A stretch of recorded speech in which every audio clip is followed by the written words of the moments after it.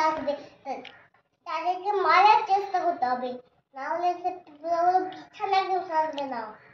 যা পিঁপড়া হয়েছে ঘরে একদম বলা নেই। যা পিঁপড়া একটুখানি হবেই হবে, একটুখানি হবে, একটুখানি হবেই হবে। মানে না কি বলবো, মানে একটুখানি যা হবে তাই হবে, যা বলতে পারবো।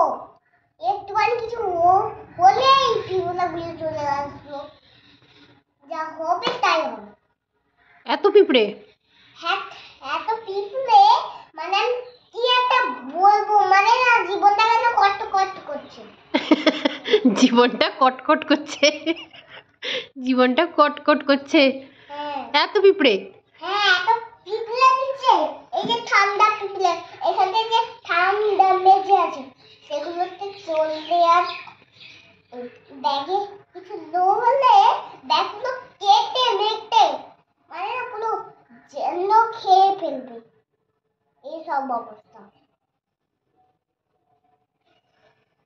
চলো কিছু একটা একসঙ্গে দেখি। চলো কি আছে ব্যাগে? কিছু নেই না, কিছু নেই। তো রেখে দাও, আলমারিতে ব্যাগটা রেখে দাও, তো নোংরা হয়ে যাবে। রাখবো না, নোংরা হয়ে যাবে তো। না নোংরা হবে না। এত যে পিঁপড়ে হুম, একটুখানি না, হোক, তুমি ব্যাগটা রেখে দাও। শরীরটা পুরো একদম ঝনঝন করছে কেন শরীরটা ঝনঝন করছে কেন? পিঁপড়ার জ্বালায়। পিঁপড়ের জ্বালায় শরীরটা ঝনঝন করছে? হ্যাঁ, যা পিঁপড়ে ঘরে হয়েছে, মানে না পুরো মেল ফেলতে ইচ্ছা করে। বাবা, এত বিরক্ত করাচ্ছে? হ্যাঁ, এই যে লাঠিটা পড়ে আছে, যখন পিঁপড়ে আসবে তখনই একদম থটথট করে লাঠিটা নিয়ে ছুটে বের করতে তার পিছন পিছন, দিয়ে তাকে মেলে একদম বাইরে ফেলবে। ছুটে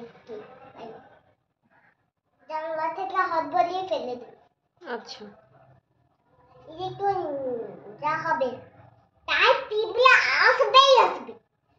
আর কি যে বলবো, আরে পুরো শরীরটাই পুরো ঝনঝন।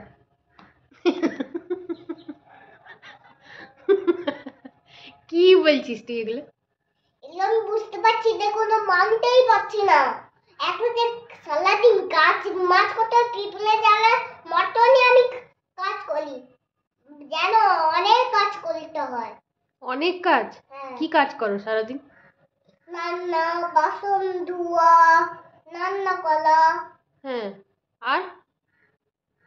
সব করি। আমি নিজে হাত ধুই, নিজে বাসন মাজি। বাবারে, অনেক কাজ তো। হ্যাঁ, নিজে বাচ্চাকে খাওয়াই দুধ। ও বাবারে, আর কি কাজ করো? সবই করি, যেন পিঁপড়ে জ্বালায় আমার শরীরটাই পুরো ঝনঝন করছে। শরীরটা ঝনঝন। তোমার কোনো বিশ্বাস নেই, ভুলে তো যাও, কোনো বিশ্বাস নেই তো। হ্যাঁ, সব তো ভুলে যায় দিদুন, কোনো বিশ্বাস নেই।